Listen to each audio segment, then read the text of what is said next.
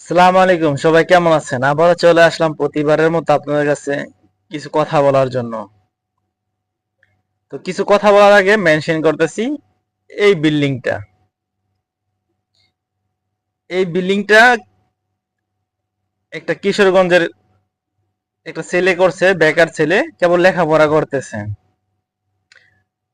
তো এক দুই দিন আগে যমুনা টিভিতে থাই লটারি বেলকিবাজি একটা প্রোগ্রামে ওনার এই থাই বেলকিবাজির ভিডিওটা পুরোটা আপলোড দিছে। সময় থাকলে আপনারা অবশ্যই যমুনা টিভি থেকে দেখে আসবেন।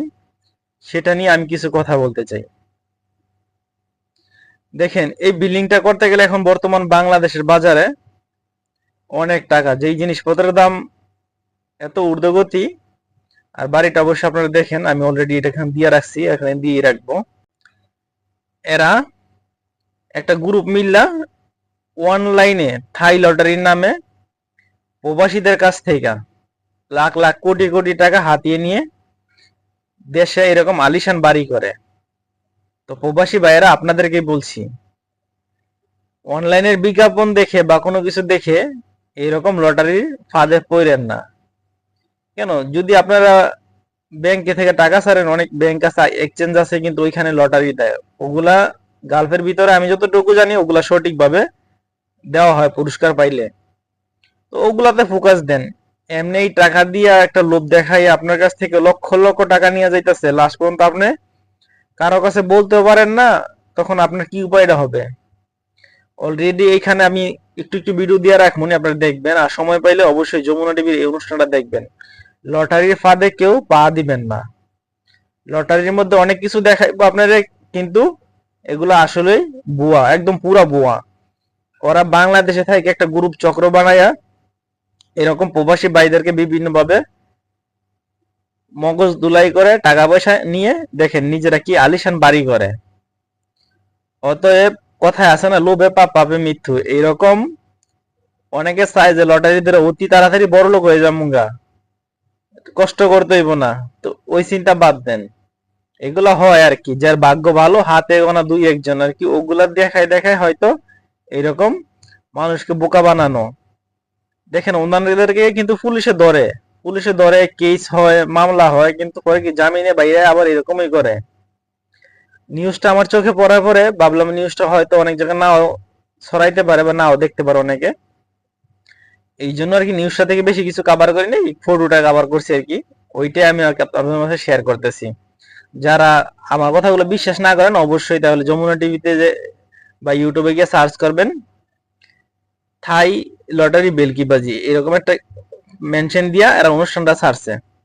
আসলে আমার কাছে এটা সত্যতা মনে হয়েছে কি জন্য, এরকম হাজার হাজার প্রবাসী আছে, আর ওনারা কিন্তু অলরেডি ভিডিও কলে কথা কয়ে যে একদম প্রুফ দিয়ে দিচ্ছে।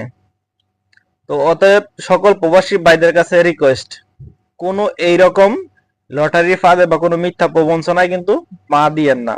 এমন ফেক কল কিন্তু আমার কাছে আসছিল একবার, যে আপনি 10 লাখ টাকার গাড়ি পেয়ে গেছেন। তো আমি ডাইরেক্ট, আমি যেগুলো জানি যেহেতু, তো আমি তখন বলছি যে আমার গাড়ি লাগবে না, আপনি নিয়ে নেন। তো অনেকে আছে যে এইরকম মিথ্যা একটা কল আসলে ওইটার পিছনে ছুটে, আরে পেয়ে গেছি এত সোজা না। এরকম কল আমি যখন আজ থেকে 15 বছর আগে বাংলাদেশে ছিলাম, তখন এরকম একটা কল আমার ফ্রেন্ডের মোবাইলে আসছিল। ওই ফ্রেন্ডে কি করছে না জানায় পরিবার থেকে অলরেডি ওদের মোবাইলে কি টাকা পাঠাই দিছিল 1000 টাকা রিচার্জ করে।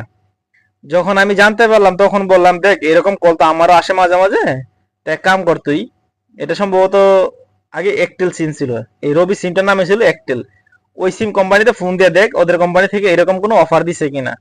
যখন আমি ওই কাস্টমার কেয়ারে ফোন দিছি, তখন ওনারা ডাইরেক্ট বইলা দিছে যে এরকম কোনো কিছু আমাদের কোম্পানি থেকে কোনো অফার চলে না।